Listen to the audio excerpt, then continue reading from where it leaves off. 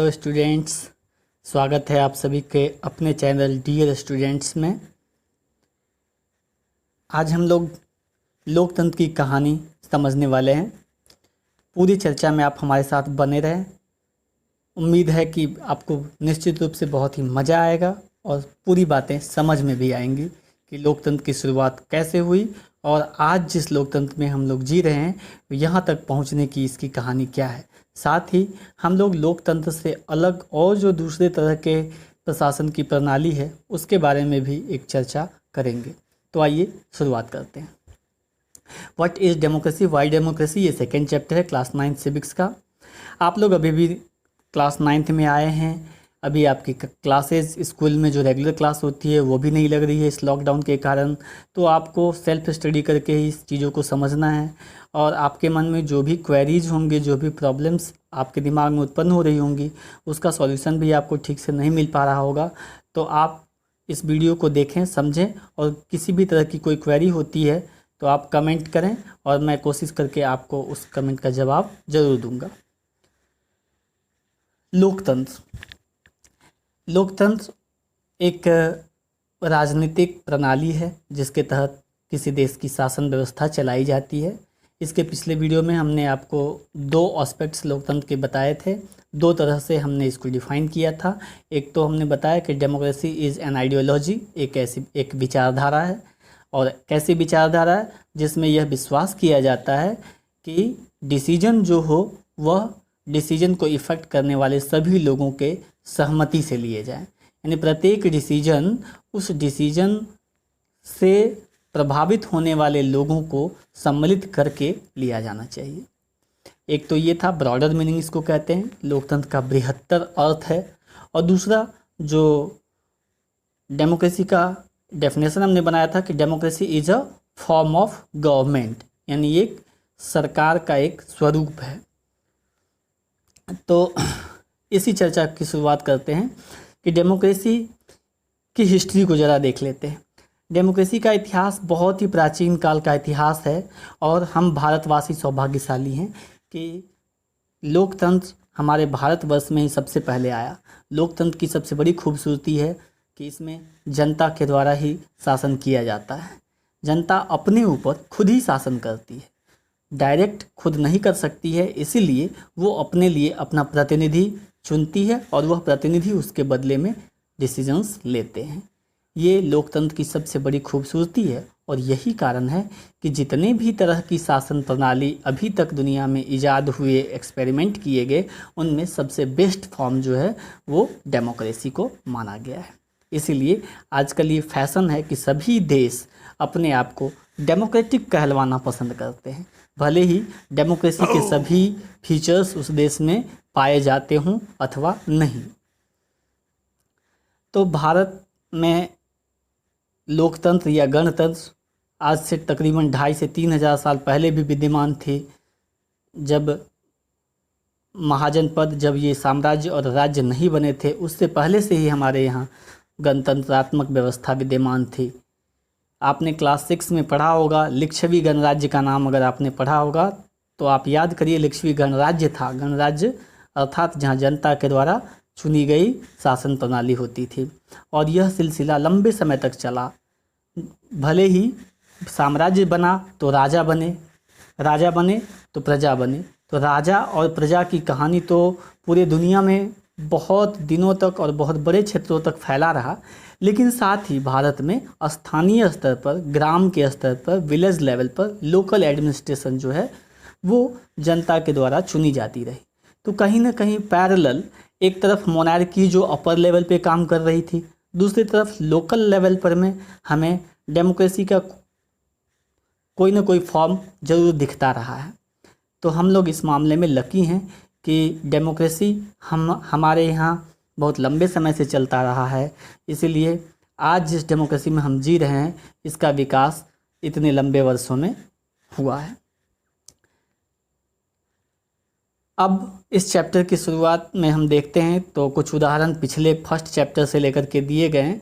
तो चूँकि हमने फर्स्ट चैप्टर नहीं पढ़ा है तो वो उदाहरण हमारे समझ में नहीं आएगा, इसलिए हम लोग उसको स्किप करते हैं। हम वाई डिफाइंड डेमोक्रेसी टॉपिक से स्टार्ट करते हैं। वैसे इस टॉपिक में कुछ डिस्कस किया नहीं गया है, इसमें कुछ छात्र और एक शिक्षक के बीच में वार्तालाप है। उस डिस्कशन को आप यहाँ पढ़ें और इसको समझें कि छात्रों के मन में क्या क्वेरीज हैं और मैडम लिंगडोह मैडम हैं वो किस तरह से छात्रों के क्वेरीज को शांत करती हैं। इस चर्चा में आपको एक अब्राहम लिंकन जो कि अमेरिका के राष्ट्रपति थे, 16वें नंबर पे वो राष्ट्रपति बने थे, उनके द्वारा जो डेमोक्रेसी का डेफिनेशन दिया गया है उसकी चर्चा की गई है। ये है democracy is government of the people, bye the people and for the people. ये एक महत्वपूर्ण डेफिनेशन है जिसे हमें ध्यान रखना है कि democracy is government of the people, bye the people and for the people.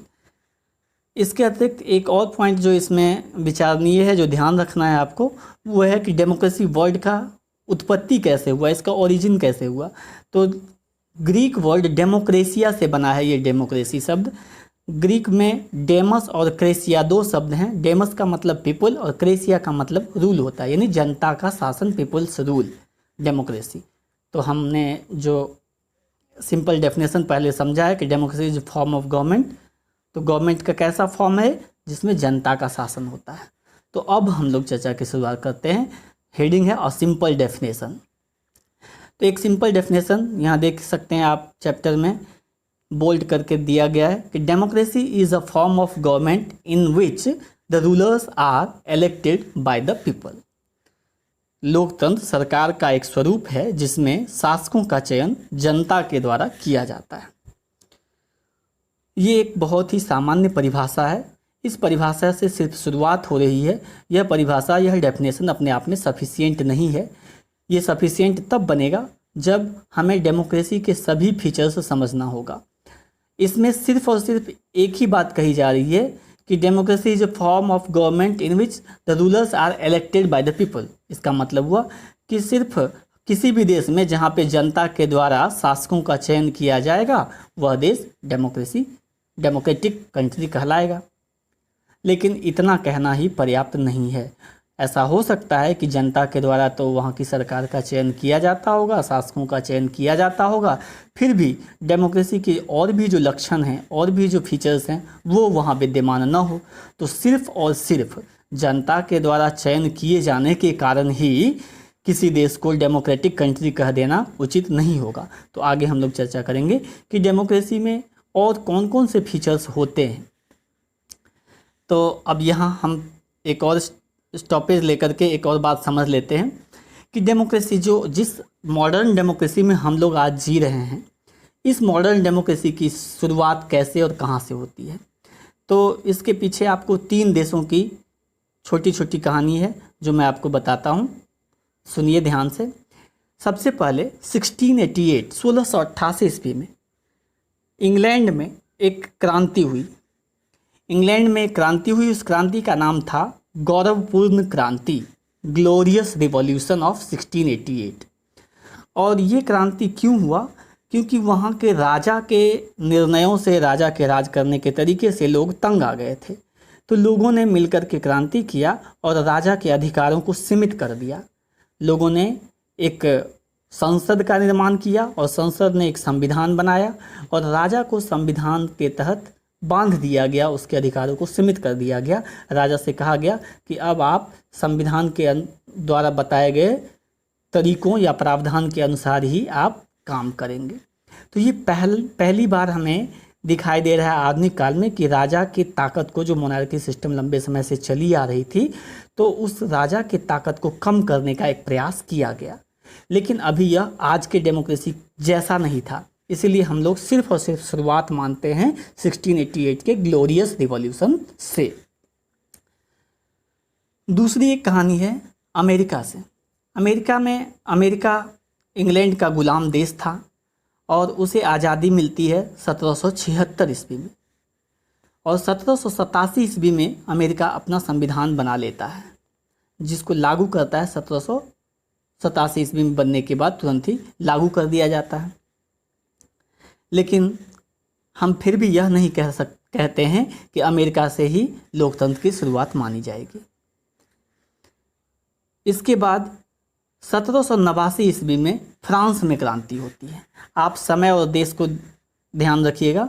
1688 ईस्वी, उसके तकरीबन 100 साल बाद 1787 ईस्वी में अमेरिका में संविधान लागू होता है, और उसके सिर्फ 2 ही साल बाद 1789 ईस्वी में 1789 में ही फ्रांस में क्रांति होती है, और क्रांति के बाद वहाँ लोकतंत्र के कुछ लक्षण शुरू होते हैं। तो आज के आधुनिक लोकतंत्र, मॉडर्न डेमोक्रेसी की का जो स्टार्टिंग पॉइंट है वो फ्रांस से ही माना जाता है। अब प्रश्न ये बनता है, आपके दिमाग में प्रश्न आएगा कि सर जब आपने 2 देशों के नाम पहले बताए तो शुरुआत तो जहाँ सबसे पहले हुआ उसको माना जाना चाहिए, तो फिर आप कह रहे हैं फ्रांस से शुरुआत माना जाएगा, ऐसा क्यों? तो सुनिए, ऐसा इसलिए कि डेमोक्रेसी के जो मेन फीचर्स हैं, जो डेमोक्रेसी का सोल है, जिसके बगैर डेमोक्रेसी बन नहीं सकता, वो जो विचार है, जो डेमोक्रेसी कहलवा रहा है, वो उसकी उत्पत्ति होती है फ्रांस से। इसमें 3 वर्ड आपको ध्यान रखना है जो मेजर वर्ड हैं, जिसके बगैर डेमोक्रेसी को हम इमेजिन नहीं कर सकते हैं। इसकी उत्पत्ति फ्रांस से होती है, और वो वर्ड है L, E and F। ये 3 लेटर आपको याद रखना है, L, E and F। L for liberty, E for equality and F for fraternity.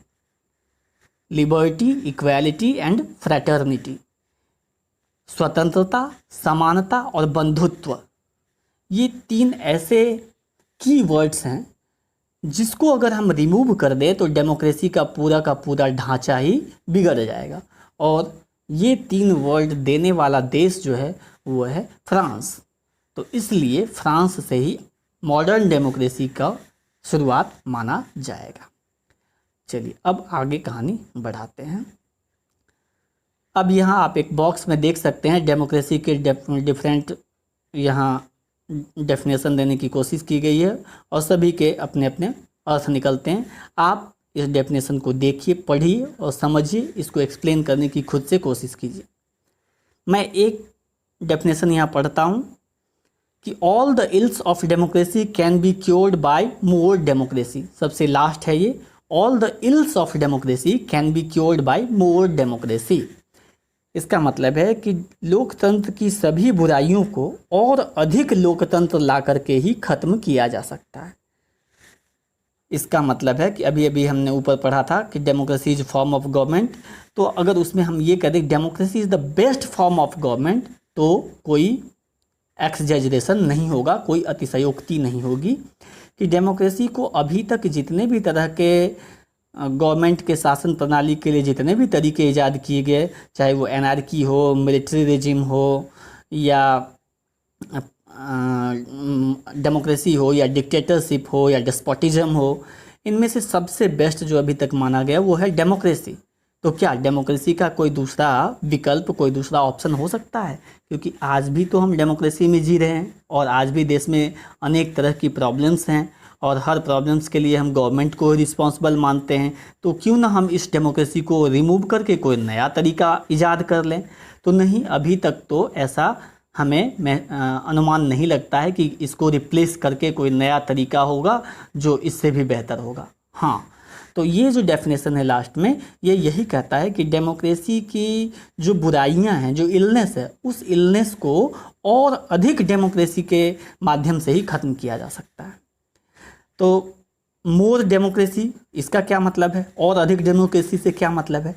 तो और अधिक डेमोक्रेसी से मतलब सिर्फ यही है कि डिसीजन मेकिंग पावर जो है, जो आज हमने रिप्रेजेंटेटिव सिस्टम जो बना रखा है कि हमने अपने प्रतिनिधियों का चयन किया और वो प्रतिनिधि हमारे लिए डिसीजन लेते हैं, तो होता ये है कि जैसे हमने अभी अपने लिए प्रधानमंत्री का चुनाव कर लिया, पार्लियामेंट में हमने अपने मेंबर ऑफ पार्लियामेंट को चुन के भेज दिया, और जो भी डिसीजन लेने का मन हुआ वो ले लिए और हमारे ऊपर थोप दिए। तो इसमें कई बार हम उनके बहुत सारे डिसीजन से हम नाराज़ होते हैं, हमें लगता है ये हमारे लिए सही नहीं है, पार्लियामेंट से इस तरह के रूल्स रेगुलेशन नहीं पास होने चाहिए थे।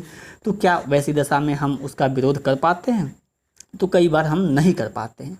वजह ये है कि हमने जब एक बार सरकार का चयन कर लिया तो 5 साल तक, या जिस देश में, किसी देश में 6 साल, किसी देश में 4 साल, तो 5 साल, 4 साल या 6 साल तक हम उस सरकार के विरुद्ध और उसके नियमों के विरुद्ध बहुत कुछ करने की स्थिति में नहीं है।